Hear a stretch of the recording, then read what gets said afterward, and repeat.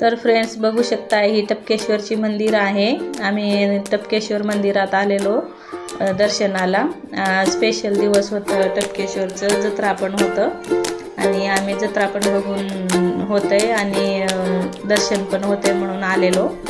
सगळे फॅमिली आलो होतो, संडे होतं आज आणि आम्ही आलो फिरायला।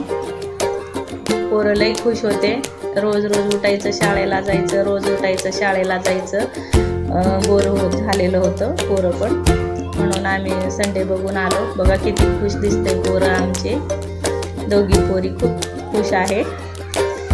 आणि आम्ही दर्शनाला आलेलो। खाली आहे टपकेश्वरची मंदिर, खाली आहे, गाव खूप वर आहे, उंच आहे डोंगरावर आणि खालून एक छोटीशी नदी आहे आणि या नदीच्या अलीकड, नदीच्या पलीकडं असं मंदिर आहे। तर आम्ही जात आहे मंदिरला। बघा उड्या मारत मारत जात आहे पोरी, सीडी उतरत आहे। खूप म्हणजे ते खूप खुश होते बघा पोरं। नारळ ते घेतलो, पण इथं काय आहे ना, नारळ तोडू देत नाही, असंच अख्खाच नारळ ठेवून यावं लागतंय। बघा आमचं बाबू पण खूप खुश होतं, उड्या मारून मारून सीडी उतरत होतं। बघा बघू शकताय, जंप करत आहे शिडीवरनं। बघा खूप खुश पोरे, तर खूप खुश। बघा बघा बघा आलेलो आहे खाली आता।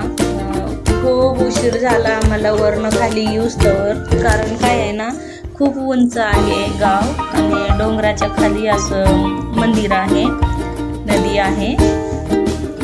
आणि बघा जात आहे,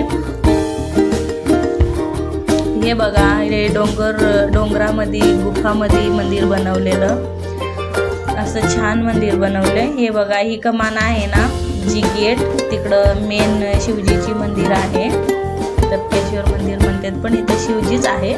तिकडं पुढं आहे वैष्णवी माताचे मंदिर, ही जी छोटीशी मंदिर दिसते ना, तिथं आहे शिवजीची मूर्ती आहे। बघा पुढं जे हनुमान बजरंगबलीची जी मूर्ती आहे ना, 20 फुटाची आहे बघा, ती खूप उंच आहे, 20 फुटाची मूर्ती आहे। आणि जे बाहेर आलेली होती ना, त्या वेळेला त्याच बजरंगबलीच्या छातीपर्यंत पाणी आलेला बघा, एवढं खूप नदी वाहून गेलेली।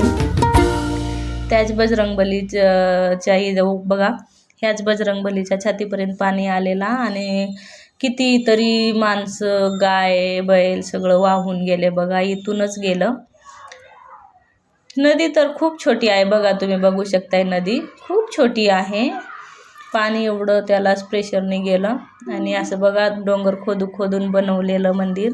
आणि बघा शिवजीची इथनं एक मूर्ती पण वाहून गेली, एवढ्या वरनं मूर्ती वाहून गेली, ती आतापर्यंत सापडली पण नाही बघा। नदी तरी बघा तुम्ही किती छोटी आहे, असं कोणाला वाटणारच नाही की ही नदी आहे म्हणून। एक चारीसारखं पाणी जात आहे नुसतं।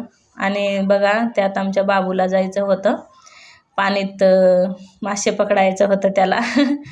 हे बघा ही जे मंदिर आहे ना शिवजीची, आम्ही काही इकडं दर्शनाला आलं नाही, कारण खूप उशीर होत होता आम्हाला आणि खूप गर्दी पण होती, अशी मोठी लाईन लागलेली होती, खूप गर्दी होती आणि आमच्याशी काय जमणार नव्हतं, बारकं पोरं होतं, म्हणून आम्ही नाही दर्शनाला थांबलं, इकडं तिकडं फिरूनच आलो। बाजूचे जे छोटी मंदिर असते तिथून आम्ही दर्शन करून आलो। जी मेन मंदिर आहे तिथं काय जायचं जमलं नाही आम्हाला, कारण खूप खाली आहे आणि हे बघा घर ते आपलं खूप वर आहे, चढूनच थकायचं आणि लाईनीत थांबून थकायचं, म्हणून वर आलो। मेला बघितलो बघा, मेल्यात मोठे पाळणा ते आलेलं, खूप एन्जॉय केलो पाळण्यात, ते पोरांना बसवलं, बाबूला बसवलं आणि पाणीपुरी खायची इच्छा होती पोरींची, तर पाणीपुरी हुडकलो। पुढं जाता दिसलं आम्हाला पाणीपुरी विचारायला गेलं तर 10 रुपयाला एक पाणीपुरीचं पीस म्हणत होतं। मग आम्ही तिथून आलो, पाळणा ते थोडं चालू होतं बघितलो आणि मग आम्ही पुढं गेलो आणि पिझ्झा घेतलं।